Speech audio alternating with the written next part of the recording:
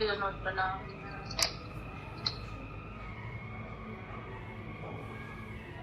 श्री गुरुदेव की हेतु कृपा से हमारा जो ग्रंथ चल रहा है इसका नाम है श्री श्री चैतन्य चैतामृत। श्री श्री चैतन्य चैतामृत ग्रंथ के अंतर्गत हम मध्य लीला चतुर्दश परिच्छेद को श्रवण कर रहे हैं, जिसमें हमने कर चुके हैं अब तक प्यार संख्या 123 तक हमारा हो चुका। अब हम श्रवण करेंगे 124 से। तो अब तक हमने श्रवण किया कि महाप्रभु हेरा पंचमी का उत्सव है सुंदराचल में, अर्थात गुंडीचा मंदिर में जगन्नाथ जी के दर्शन करने के पश्चात अभी कहाँ पे आ गए हैं? नीलाचल आ गए हैं हेरा पंचमी के उत्सव को देखने के लिए। इधर राजा प्रताप रुद्र जी ने क्या कर रखा है? उत्सव को बड़ा ही सुंदर तरीके से, भव्य तरीके से उत्सव का आयोजन कर रखा है, जिसमें जब महाप्रभु उत्सव को देखने के लिए आते हैं तो काशी मिश्र जी महाप्रभु को बैठने के लिए उनके अपने परिकरों के साथ एक उत्तम स्थान की व्यवस्था करते हैं और महाप्रभु को वहाँ पर बिठाते हैं। तब महाप्रभु के मन में एक रस उदित होता है और उसी कारण से महाप्रभु एक प्रश्न करते हैं स्वरूप दामोदर जी से। स्वरूप दामोदर से प्रश्न करते हैं कि जब महाप्रभु ये जो जगन्नाथ जी हैं ये कृष्ण हैं और ये क्या करते हैं, यहाँ पर द्वारका की जो लीलाएं हैं इनमें साल के साल विहार करते हैं और अनेक अनेक प्रकार से अपनी उदारता को प्रकट करते हैं, तब भी साल में एक बार ऐसा क्या है कि वृंदावन जाने के लिए अति उत्कंठित हो जाते हैं, क्योंकि ये जो वन को हम देखते हैं ये सब वन तो वृंदावन के जैसे ही हैं और इन वनों में कृष्ण क्या करते हैं? अनेक अनेक लीलाएं भी करते हैं। तब भी वे लक्ष्मी देवी को अपने साथ में क्यों नहीं ले जाते? तब स्वरूप दामोदर जी उनका उत्तर देते हैं कि वृंदावन की जो लीलाएं हैं उनमें लक्ष्मी जी का अधिकार नहीं है, क्योंकि जो वृंदावन की लीलाएं हैं इनमें तो गोपियां ही क्या करती हैं? भगवान कृष्ण की सहायक हैं और गोपियों के अतिरिक्त कोई भी श्री कृष्ण के मन को नहीं हर सकता, आकर्षित नहीं कर सकता। वृंदावन में लक्ष्मी ठाकुरानी का अधिकार नहीं होने के कारण जब कृष्ण सुंदराचल जाते हैं, गुंडीचा मंदिर जाते हैं, उस समय लक्ष्मी देवी को साथ नहीं ले जाते। इसका यही कारण है। तो आगे हमने श्रवण करेंगे कि प्रभु कहे यात्रा चले कृष्णेर गमन, सुभद्रा और बलदेव से ही दुई जन। प्रभु कहे तब महाप्रभु यात्रा चले, यात्रा के छल से, अर्थात जो रथ यात्रा है, रथ यात्रा के बहाने क्या करते हैं? कृष्णेर गमन, कृष्ण यहाँ से प्रस्थान करते हैं। कहाँ करते हैं और किसके साथ? कह रहे सुभद्रा और बलदेव से ही दुई जन, संगे दुई जन। सुभद्रा जी और बलदेव प्रभु को साथ लेकर, दोनों जनों को साथ लेकर यहाँ से प्रस्थान करते हैं। गोपी संगे जत्ते लीला है उपवने, निगूढ़ कृष्णेर भाव के नहीं जाने। कह रहे गोपी संगे जत्ते लीला, कि गोपियों के साथ जितनी भी सब लीलाएं हैं, है उपवने, इन उपवनों में, इन उद्यानों में, इन बाग बगीचों में कैसी है? निगूढ़, अर्थात अत्यंत निगूढ़ है, गुप्त है। कृष्णेर भाव कहे नहीं जाने, और भगवान कृष्ण के भाव को गोपियों के अतिरिक्त और कोई नहीं जान सकते। अतएव कृष्णेर प्रकाट्य नाही किछु दोष, तबे कहने लक्ष्मी देवे करे एत रोष। करे अतएव कृष्णेर प्राकट्य नाही किछु दोष, अर्थात भगवान कृष्ण के ऐसे प्राकट्य से, ऐसे दर्शन में कोई भी दोष नहीं है। किंतु तबे कहने लक्ष्मी देवी करे यत रोष, लेकिन लक्ष्मी देवी इतना जो क्रोध कर रही हैं, इतनी रुष्ट क्यों हो जाती हैं? इतना रोष किस प्रकार करती हैं, क्यों करती हैं? तब स्वरूप दामोदर जी कह रहे हैं कि कृष्ण की जो लीलाएं हैं इनमें तो कोई दोष ही नहीं है, तो लक्ष्मी देवी फिर क्यों रुष्ट होती हैं?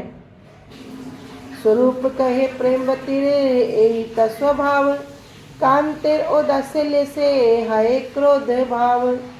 तब से स्वरूप दामोदर जी कहते हैं, आई महाप्रभु ने फिर से प्रश्न किया कि यदि ये इस प्रकार की लीलाएं हैं कि कृष्ण क्या करते हैं, गोपियों के संग में विहार करते हैं, लीला करते हैं, और वहाँ पे लक्ष्मी देवी का अधिकार नहीं है, तो लक्ष्मी देवी क्यों रुष्ट हो रही हैं, क्यों क्रोधित होती हैं? तब स्वरूप दामोदर जी कह रहे हैं कि प्रेमेरवतीर एत स्वभाव, कि जो प्रेमवतीर होती हैं, जो स्त्री प्रेम से अत्यंत पीड़ित होती हैं, कांते औदास्य ले से हाय क्रोध भाव, उसका क्या होगा? अपने कांत के प्रति, यदि कांत जो स्वामी है वो उनके प्रेम के प्रति थोड़े भी उदासीन होंगे, जरा भी लेस मात्र भी यदि उदासीन होंगे, तब क्या होगा? उनका जो क्रोध भाव है वो उदित हो जाएगा। तो स्वरूप दामोदर जी यहाँ पर कह रहे हैं कि जो प्रेमवती का जो प्रेम करती है उसका यही तो स्वभाव होता है कि जब उनके स्वामी की लेस मात्र भी उनके प्रति उदासीनता हो जाए तो उनके अंदर क्रोध उत्पन्न हो जाता है। तो महाप्रभु फिर से पूछ रहे हैं कि रथ यात्रा के छल से श्री कृष्ण, श्री सुभद्रा और श्री बलदेव जी को अपने साथ वहीं ले जाते हैं, और गोपियों के साथ श्री कृष्ण के उपवन में जो लीलाएं होती हैं वे तो अति गूढ़ है, अति रहस्यमयी है, उन्हें कोई भी नहीं जानता है। इसलिए श्री कृष्ण की लीलाओं में कोई भी दोष नहीं है, तो लक्ष्मी देवी इतना क्रोध क्यों करती हैं? तो इसी के उत्तर में कह रहे हैं स्वरूप दामोदर जी कि जो प्रेमवती होती है, जो अत्यंत प्रेम से पीड़ित होती है, जो अपने स्वामी से अत्यंत प्रेम करती है, उसका तो यही स्वभाव होता है कि जब उनके स्वामी लेस मात्र भी उनकी तरफ उदासीन हो तो उनके अंदर क्रोध आ जाता है। हेन काले खचित जाहे विविध रतन, स्वर्णेन चौदोला करी आरोहण। कह रहे हेन काले, कह रहे जब उसी समय, किस समय? जब स्वरूप दामोदर जी और महाप्रभु चैतन्य महाप्रभु की आपस में वार्तालाप चल रही है, तो उसी समय क्या होता है?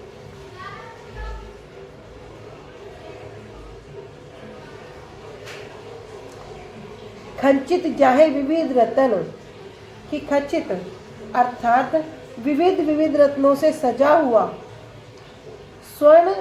स्वर्णेर चौदोला करी आरोहण, और सोने के चौदोला अर्थात 4 पुरुषों के द्वारा उठाई हुई जो पालकी है, सोने की पालकी पर करी आरोहण करके, चढ़कर, उन पर बैठकर कौन आई वहाँ पर?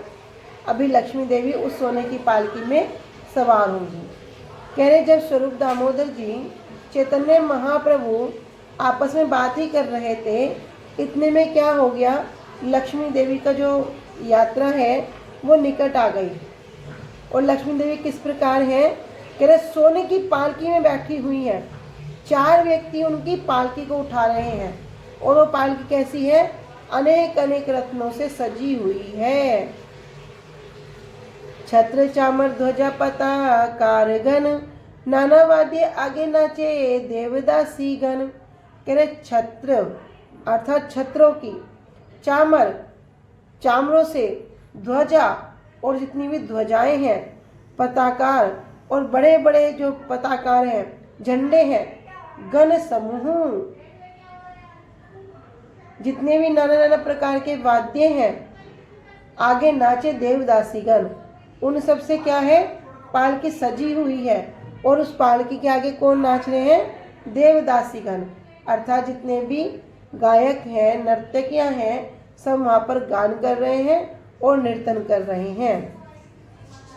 तांबुल संपुट झारी व्यंजन चामर, साते दासी सत्य हार दिव्य भूसांबर। कह रहे तांबुल संपुट, कह रहे साथ में क्या है? कह रहे पान बनाने की सामग्री से भरे बक्से हैं। दासियाँ क्या ले रही हैं? साथ में ले रही हैं। झाड़ी अर्थात जल के पात्र ले रही हैं कुछ दासियाँ। कुछ व्यंजन, हाथ में क्या ले रही है, व्यंजन ले रही है अर्थात पंखे, कुछ चामर पकड़ के रखी हैं। कह रहे साथे दासी सत, और ऐसी अनेक अनेक सैकड़ों सैकड़ों दासियां, हार दिव्य भूसांबर, जो कैसी हैं, बड़ी दिव्य है, जिन्होंने अमूल्य, जिन्होंने दिव्य पोशाकें धारण कर रखी हैं, जिन्होंने दिव्य अलंकार, दिव्य जो वस्त्र है उनको धारण कर रखे हैं।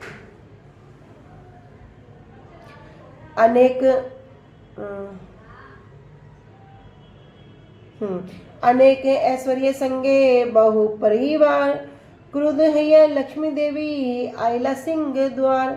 कह रहे अनेक ऐश्वर्य, ऐसे अनेक अनेक ऐश्वर्यों के साथ में, अनेक ऐश्वर्य संगे अनेक अनेक ऐश्वर्यों के साथ में, बहु परिवार और अपने परिवार के बहुत सारे सदस्यों के साथ में, क्रुद्ध है लक्ष्मी देवी, लक्ष्मी देवी क्या होगी, बड़ी क्रोधित होते हुए आइला सिंह द्वार पर आ गई। अनुवाद में श्रवण करते हैं कि महाप्रभु और श्री स्वरूप दामोदर जी का आपस में वार्तालाप चल रहा है। उसी समय क्या होता है, विविध विविध रत्नों से जड़ित सोने की पालकी पर बैठकर लक्ष्मी देवी जी की सवारी आती है। उनकी कुछ दासियां हाथों में छत्र, चामर, ध्वजा तथा पताकाएं लेकर पालकी को चारों ओर से घेरकर चल रही हैं। पालकी के आगे वादक अनेक प्रकार के वाद्य यंत्र बजा रहे थे और देवदासियां भी नृत्य कर रही थी। कुछ दासियां पान की पेटिका, कुछ जलपात्र, कुछ पंखा, कुछ चामर लेकर चल रही थी। उनके साथ हार तथा दिव्य परिधान किए हुए सैकड़ों दासियां भी थीं। इस प्रकार लक्ष्मी देवी क्रोधित होकर सिंह द्वार पर आई। उनके साथ उनके परिवार के अनेक सदस्य थे और उन सब का भी अपार ऐश्वर्य था। लक्ष्मी देवी का कैसा ऐश्वर्य है कि स्वयं सोने के रथ पर चढ़कर आई, 4 लोग उनकी पालकी उठा रहे हैं और क्या कह रहे हैं कि जो परिवार के सदस्य हैं, जो दासियां हैं, सबके सब दिव्य अलंकार, दिव्य आभूषणों से सुशोभित हैं, दिव्य वस्त्रों से सुशोभित है। कह रहे उनका भी इसी प्रकार का अपार ऐश्वर्य था। जगन्नाथेर मुख्य मुख्य जत भृत्य गणे, लक्ष्मी देवी दासी गण करे न बंधने। कह रहे अब क्या हुआ, जब सिंह द्वार पर अभी लक्ष्मी देवी जी आ चुकी हैं। कह रहे जगन्नाथेर मुख्य मुख्य जत भृत्य गणे, और जगन्नाथ जी के जितने भी मुख्य मुख्य भृत्य अर्थात दास अर्थात सेवक, जितने भी उनके सेवक गण थे, लक्ष्मी देवी दासीगण, और लक्ष्मी जी की दासियों ने क्या किया, करेन बंधने, उनको बंधन कर लिया, उनको कैद कर लिया।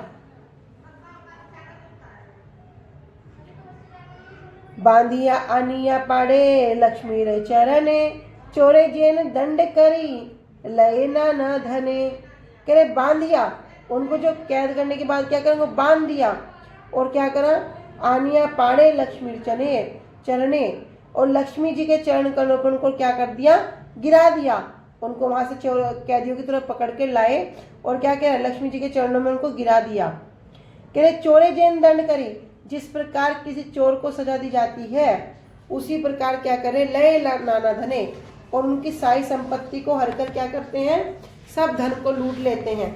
और जिस प्रकार चोर को बंदी बनाते हैं उसी प्रकार जगन्नाथ जी के जो सेवक हैं, जो मुख्य मुख्य भृत्य हैं, उनको क्या किया, लक्ष्मी जी की दासियों ने बंदी बना लिया। और वे इनकी स्थिति किस प्रकार हो गई, कह रहे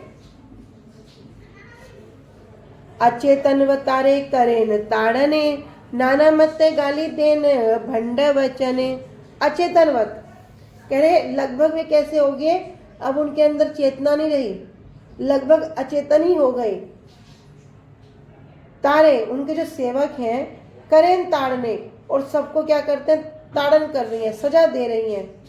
और नाना मत गाली, अनेक अनेक प्रकार की गालियां दे रही हैं। देन भंड वचने, भंड मतलब कटु शब्द, कह रहे कि अनेक अनेक प्रकार की गालियां दे रही हैं और अनेक अनेक प्रकार के कटु शब्द कह रहे हैं। अब यहाँ क्यों कर रहे हैं कि भगवान जब जगन्नाथ जी अपनी रथ यात्रा पर जाते हैं तब लक्ष्मी देवी को आश्वासन देते हैं कि प्रिय, मैं अभी एक दिन के लिए जाता हूँ, मैं अगले दिन ही वापस लौट आऊँगा। तुम क्या करो, मुझे 1-2 दिन के लिए जाने की परमिशन दे दो। अब लक्ष्मी जी उनको परमिशन दे देती हैं कि ठीक है, किंतु जब वे नहीं लौटते, अब लक्ष्मी जी इस तरह प्रतीक्षा करती हैं। 1 दिन गया, 2 दिन गया, 3 दिन गया।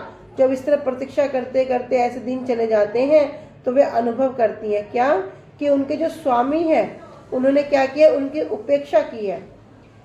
अब स्वाभाविक रूप से क्या है, काफ़ी उनको क्रोध आता है और क्या करती हैं, बड़ी सज धज कर मंदिर से बाहर आती हैं और मंदिर का जो मुख्य द्वार है उसके सामने खड़ी हो जाती हैं। तब उनकी सखियाँ क्या करती हैं, जितने भी जगन्नाथ जी के जो सारे सेवक हैं अर्थात जो प्रधान सेवक हैं, उनको बंदी बना लेती हैं और उन्हें क्या करती है, बंदी बनाकर लाकर लक्ष्मी जी के चरणों पर गिरा देती हैं, उनके चरणों में नतमस्तक करा देती हैं। और सारे भक्त किस प्रकार हो गए, लगभग अचेतन हो जाते हैं। किंतु जो दासियां हैं क्या करते हैं, उनको गाली देती हैं, कटु शब्द कहती हैं।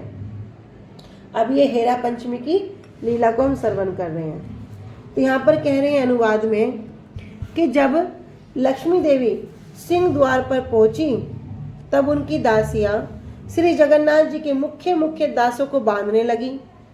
उन्हें बांधकर लक्ष्मी देवी के चरणों में ऐसे पटक दिया जैसे चोर को बहुत सारा धन चुराने पर दंड दिया जाता है। तो कैसे ना पटके, लक्ष्मी देवी किस प्रकार ढूंढती है, जैसे उनकी कोई बहुमूल्य वस्तु खो गई हो। तो यहाँ पर भी कह रहे हैं कि ऐसे पटक दिया जैसे चोर को बहुत धन चुराने पर दंड दिया जाता है। लक्ष्मी देवी के चरणों में गिरकर श्री जगन्नाथ जी के सेवक प्राय मूर्छित हो गए, अचेतन हो गए और लक्ष्मी देवी की दासियां अनेक प्रकार के अश्लील वचनों का व्यवहार करके उन्हें गालियां देने लगी। अमृत प्रभा भाष्य में श्री भक्ति विनोद ठाकुर जी वर्णन कर रहे हैं कि श्री जगन्नाथ जिस समय रथ पर यात्रा करते हैं उस समय लक्ष्मी को यह कहकर जाते हैं कि मैं कल ही लौट आऊंगा, किंतु 2-3 दिन बीत जाने पर और भगवान श्री जगन्नाथ जी के ना आने पर कांत की उदासीनता के लेस मात्र के दर्शन से ही प्रेमवती लक्ष्मी देवी में स्वभावते ही क्रोध आ जाता है। तब वे सज धज कर पालकी में विराजमान होकर अपनी सब दासियों के साथ श्री मंदिर में बाहर निकल पड़ती हैं। इसी समय श्री जगन्नाथ जी के मंदिर में एक परम रहस्यमय घटना होती है कि लक्ष्मी देवी की सेविकाएं श्री जगन्नाथ जी के प्रधान सेवकों को बांधकर उनको लाकर उनके चरणों में पटक देती हैं। लक्ष्मी संगे दासी गणेर प्रागलभ्य देखिया, हासे महाप्रभु गण मुखे हस्त दिया।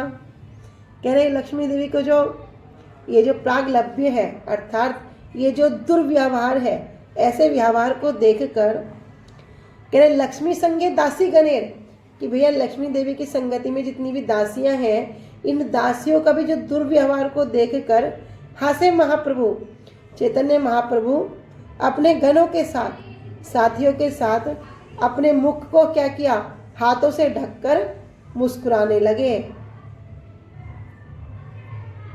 हंसने लगे। कह लक्ष्मी देवी की दासियों की ढिढोई को देखकर महाप्रभु के भक्त मुख पर हाथ रखकर हंसने लगे। किंतु अभी क्या कह रहे हैं यहाँ पर कि मान किस प्रकार का है। भैया किसी को मान होगा तो वो क्या करेंगे, खाना पीना छोड़ देंगे, अपना श्रृंगार करना छोड़ देंगे और क्या करेंगे, सारा दिन एक ही स्थान में बैठ के आंसू बहाएंगे, रोते रहेंगे। तो मान ही किस प्रकार का है। किंतु लक्ष्मी देवी ने क्या किया, पूरा साज श्रृंगार किया, अपनी दासियों का पूरा साज श्रृंगार है।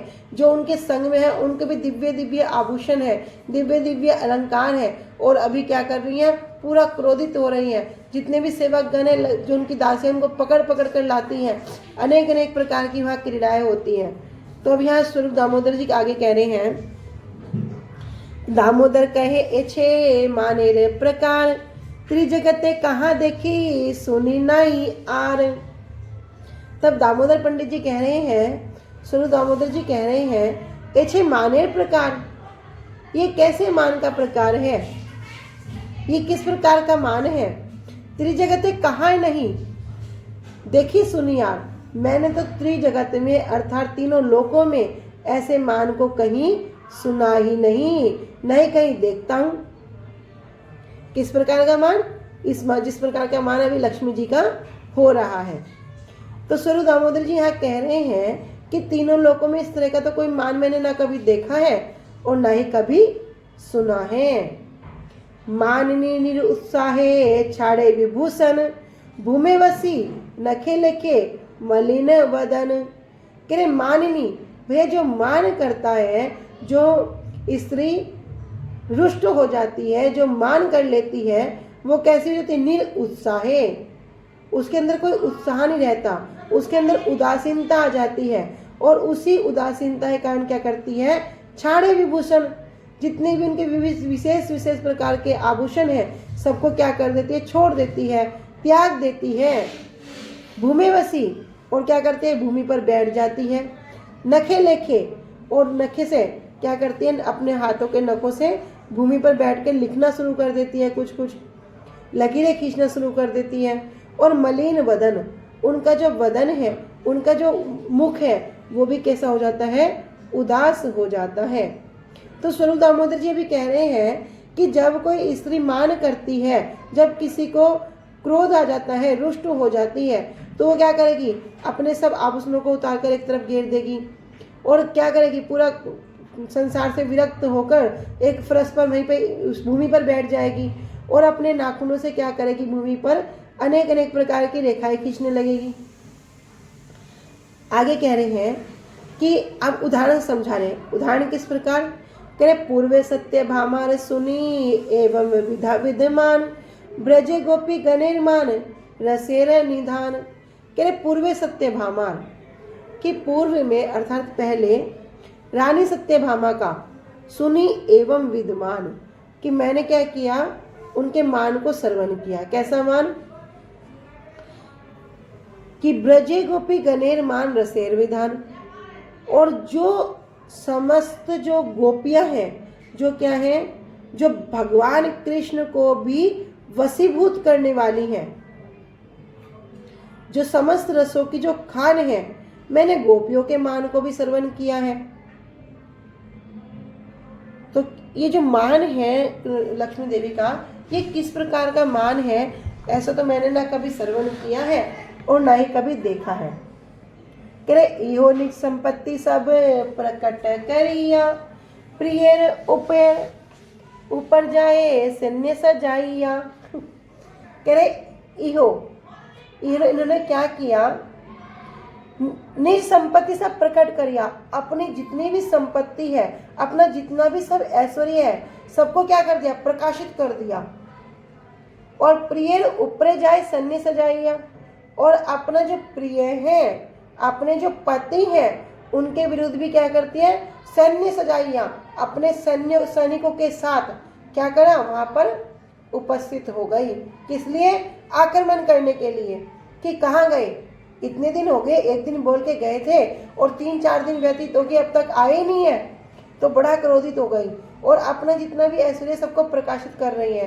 अर्थात पूरा सोने की पालकी में सज धज कर बैठी हैं, अनेक अनेक प्रकार के आभूषण धारण कर रखे हैं, सभी दास दासियां भी दिव्य दिव्य वस्त्र से, दिव्य दिव्य अलंकारों से क्या है, सुशोभित है। तो यहाँ स्वरूप दामोदर जी कह रहे हैं कि मैंने पहले देखा जो सत्यभामा का मान हुआ था, मैंने उसको भी श्रवण किया। अरे गोपियों का मान होता है, उनको भी श्रवण किया।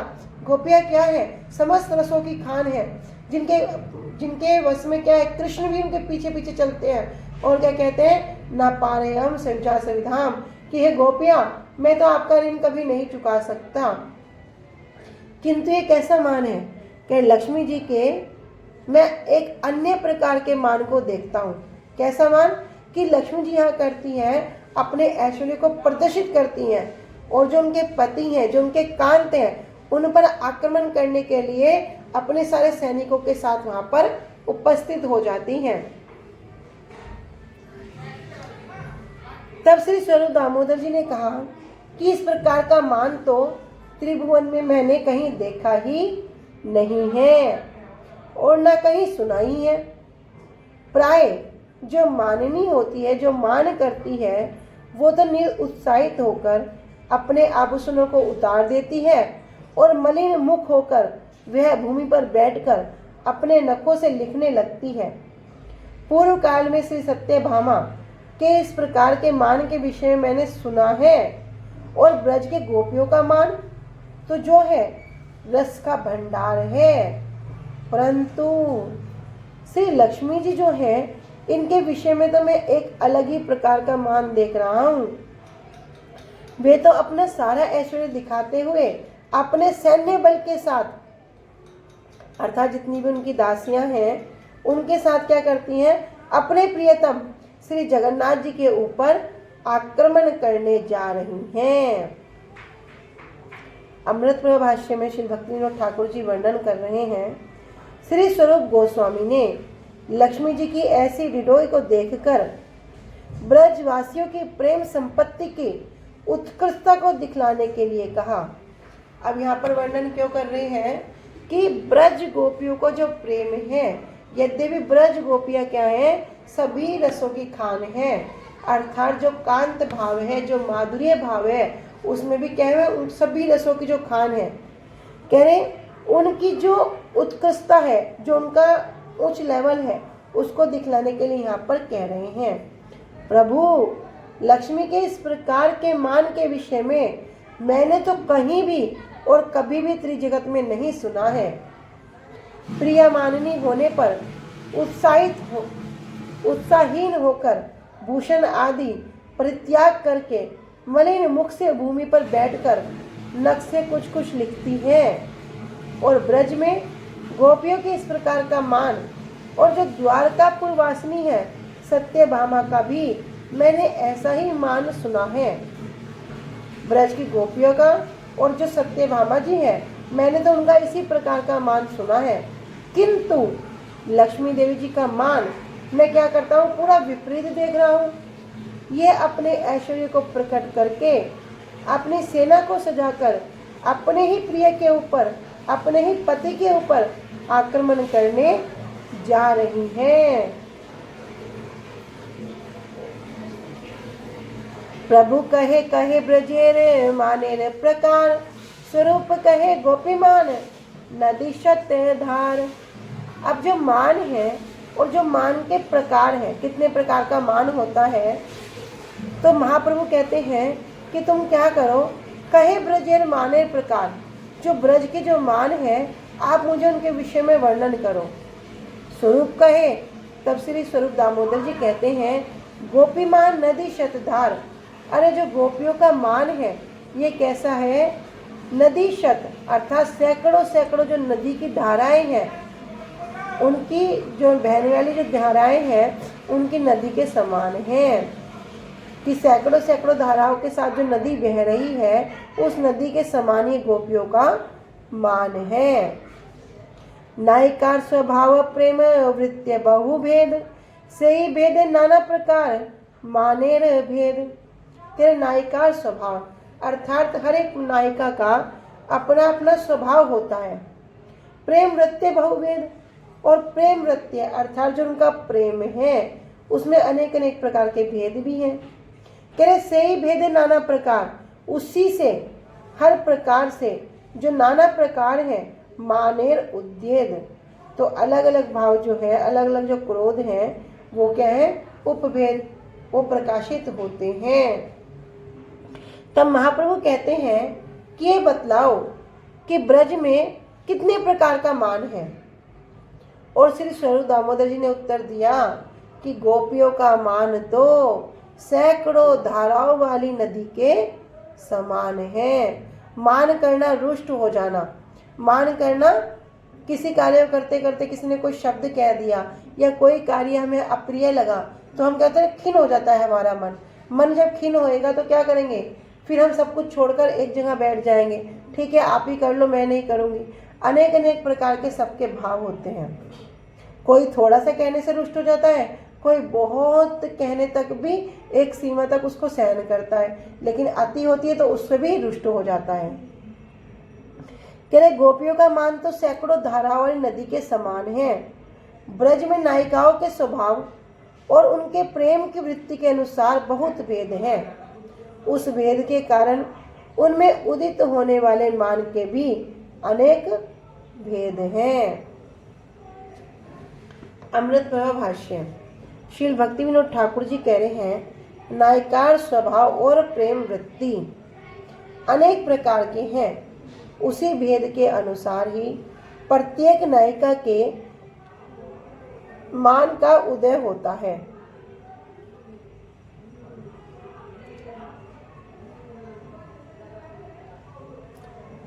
ठीक है, आज हम यहीं तक रखते हैं।